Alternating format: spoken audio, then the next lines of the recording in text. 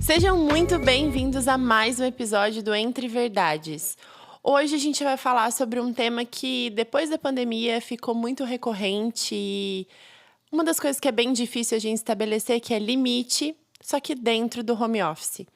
Quando que isso acaba não sendo mais saudável? O que acontece com a nossa vida quando a gente não coloca limite dentro do nosso home office? Muitas coisas podem acontecer e eu quero trazer um pouquinho de leveza e passos práticos para você, para que você possa estabelecer um home office mais saudável, junto com a sua família, sem ter dor de cabeça. Como que a gente faz quando a casa e o trabalho acabam dividindo o mesmo espaço? E por que esses limites são tão importantes? Ele é extremamente importante para a sua saúde mental. Ninguém consegue viver bem uma vida com equilíbrio se não desligar em algum momento do seu trabalho. Sabe aquela cobrança de produtividade excessiva e também prejudica os nossos relacionamentos dentro da nossa casa?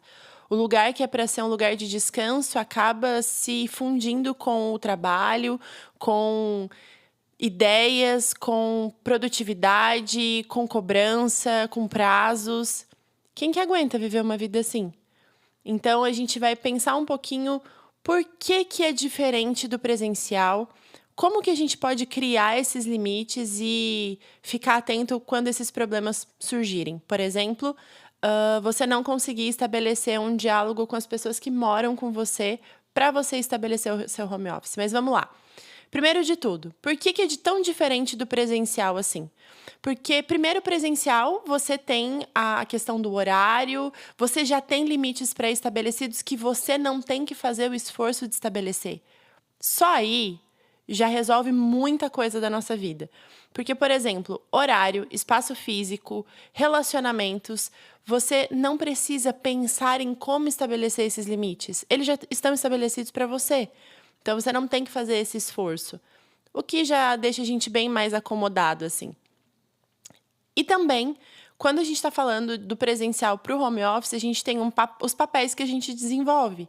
Dentro de casa, a gente não desenvolve o papel profissional, pelo menos não deveria. Mas, quando a gente trabalha fora, num ambiente presencial, é muito mais fácil a gente dividir esses papéis. O que dentro do home office se torna mais difícil e você precisa entender quais são os papéis que você exerce dentro da sua casa.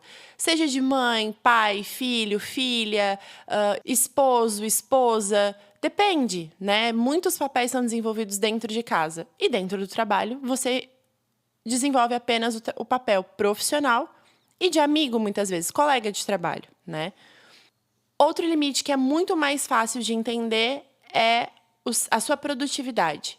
Dentro do trabalho, é como se virasse uma chavinha dentro da nossa cabeça e a gente entendesse que ali dentro, né, no ambiente presencial, eu tenho que produzir o meu trabalho. Dentro de casa, fica muito mais difícil conseguir estabelecer isso, delimitar isso.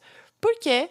Porque a gente tem pausas, a gente tem a vida acontecendo ali, muitas vezes a gente tem um ambiente confortável, então fica mais difícil a gente estabelecer esses limites. Quando a gente não consegue estabelecer esses limites, algumas coisas vão acontecendo e a gente não se dá conta de que alguns problemas podem surgir.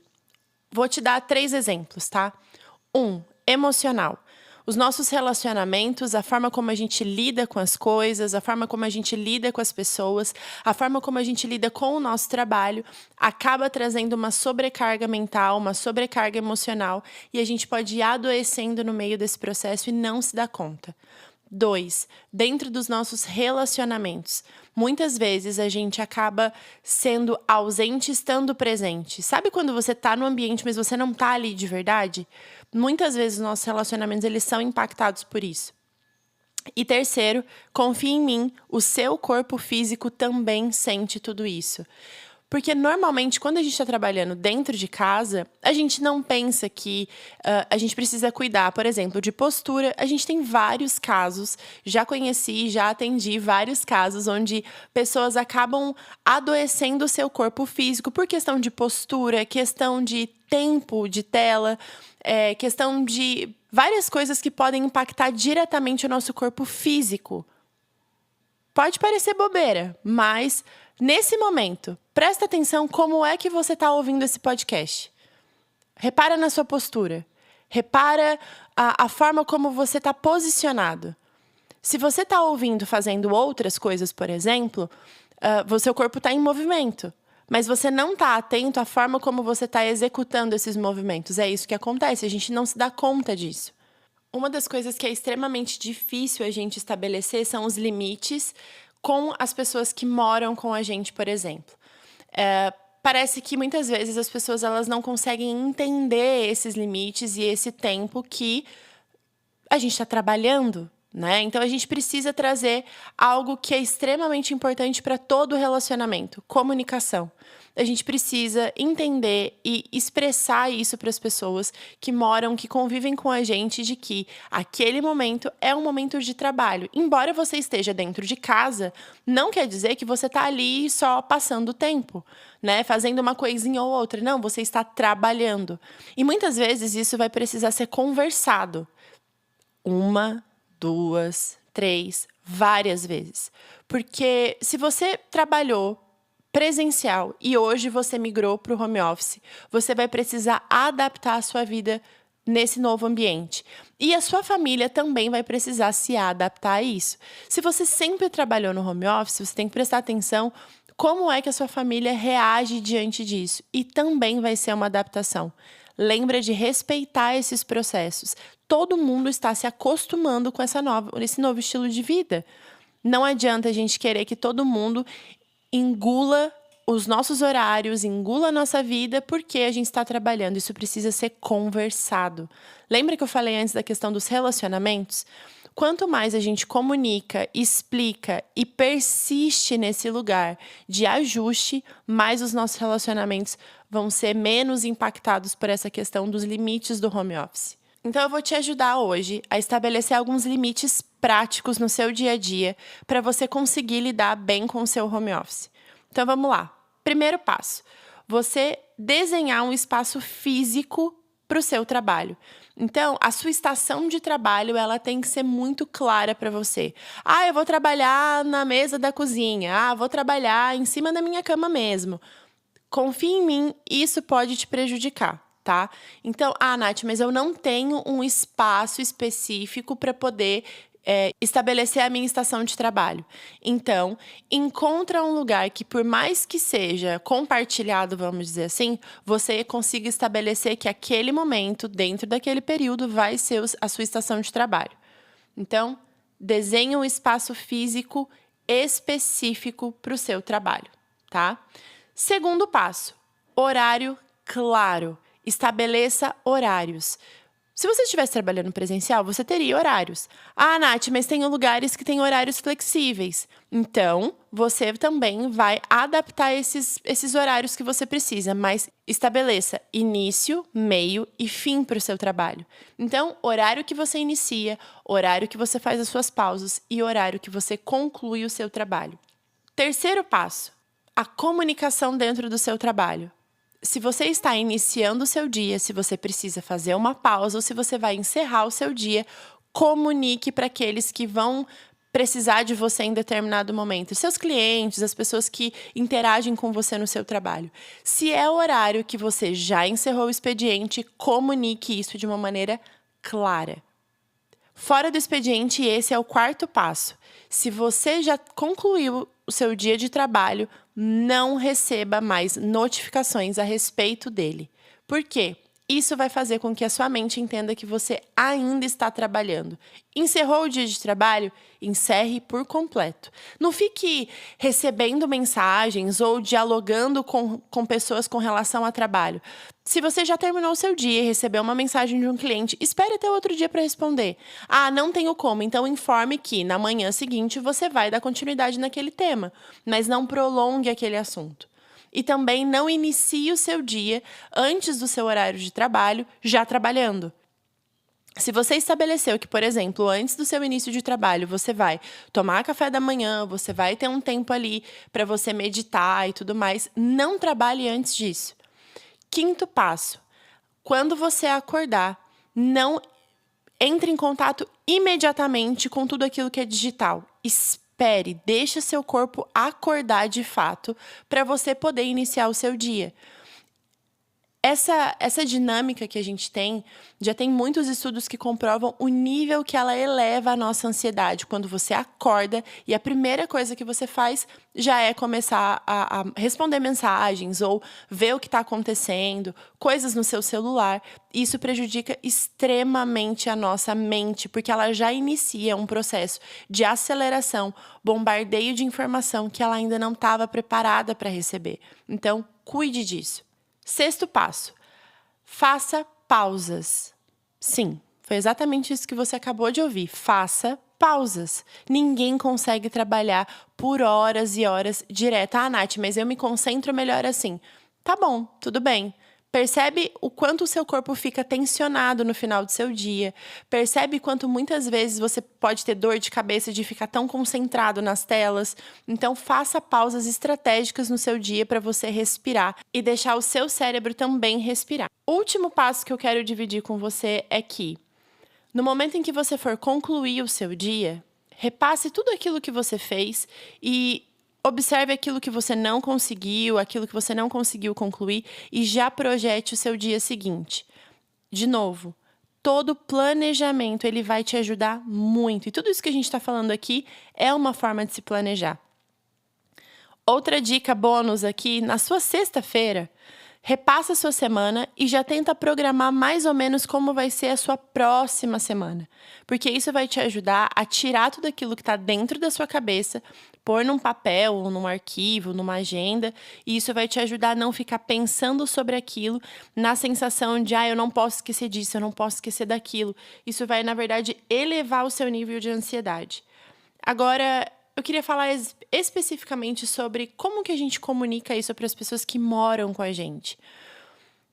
Se você estabelece horário, se você estabelece pausas, se você estabelece esses limites primeiro com você no seu trabalho, é muito mais fácil você comunicar para as outras pessoas como essa dinâmica vai acontecer. Lembra que eu falei de ter paciência com o processo de adaptação?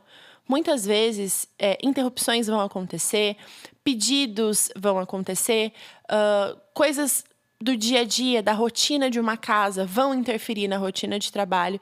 E nesse momento, é o momento que a gente precisa ter realmente muita paciência de voltar, resgatar esses limites e conversar. Nada que a gente vai fazer precisa ser imposto ou gerar atrito. Na verdade, a gente consegue fazer todas essas coisas se comunicando bem. Se você tem dificuldade de estabelecer limite na sua vida como um todo, talvez seja um processo um pouquinho mais difícil até que você consiga estruturar isso, mas não é impossível. Se você pensar que as pessoas que moram com você, elas não estão contra o seu trabalho, elas não estão se opondo ao seu trabalho, na realidade elas só não entendem talvez o limite do seu trabalho. Quem precisa deixar isso muito claro é você, o trabalho é seu. Então, pense, estabeleça esses limites primeiro com você e depois consiga comunicar isso para as pessoas. Talvez seja um pouco difícil você entender os seus limites. Por uma questão de autocobrança, por uma questão de eu preciso produzir, eu preciso fazer, eu preciso acontecer. Deixa eu te contar uma coisa.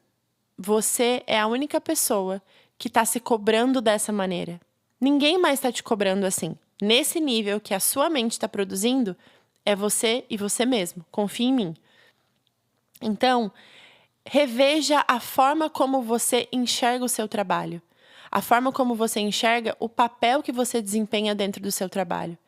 Se talvez esse relacionamento, a forma como você tem lidado com isso, não é o que tem especificamente prejudicado também estabelecer esses limites.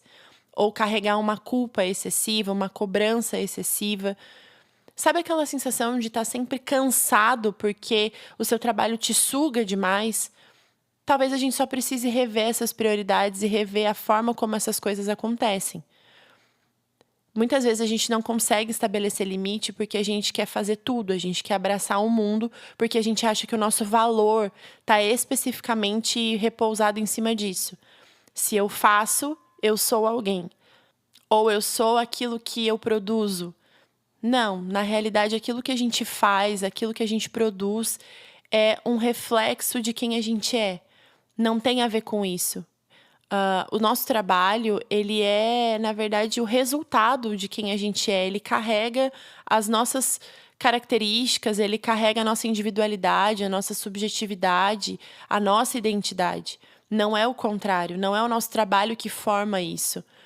Na verdade, o nosso trabalho, ele estrutura o papel que a gente desenvolve enquanto profissional, mas não a nossa identidade enquanto pessoa.